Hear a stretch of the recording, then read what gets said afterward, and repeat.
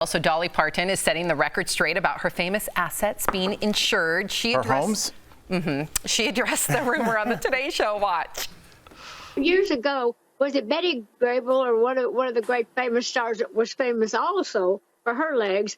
And at that time, I said, well, maybe I should get my boobs insured since I'm famous for them.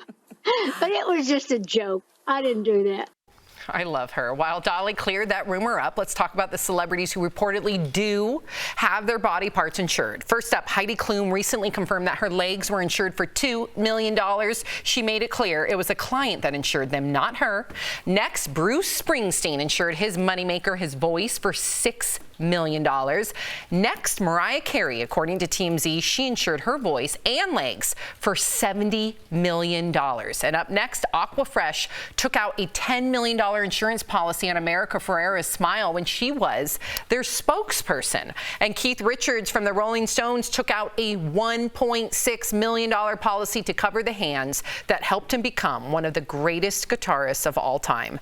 And last, Tina Turner told People that growing up, she thought her legs made her, quote, look like a pony. Fast forward to stardom, she reportedly insured her legs for $3.2 million. Boom. What do you think, Jeff?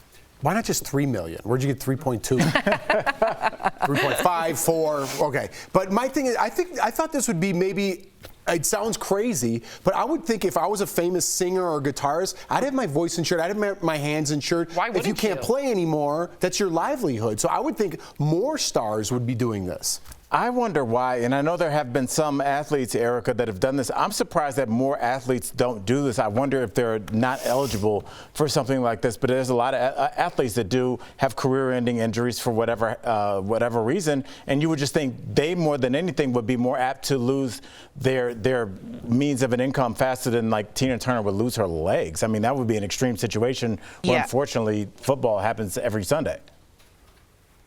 I remember this conversation coming up when my brother was going to the combine.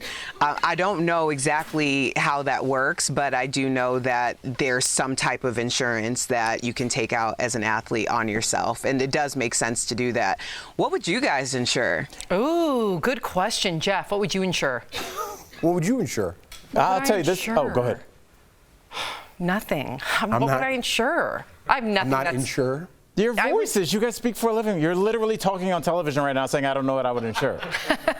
Your voice. So if I lost my voice for like a week, would I get like a week's of my salary? I think that's what Aflac is for. Really. Oh, well, what would you insure? Well, as we were having this conversation, it did hit me that a couple years ago, when I used to tour colleges, they make you now take out an insurance policy when you go tour colleges. Like you have to play the colleges, because if you fall or something happens, the school's not responsible. That's different. That's just them being business. But it's every school. Like you have to pay like a random company to tour almost any school in the country. I want to know what you would insure. The salt and pepper hair? What? Okay.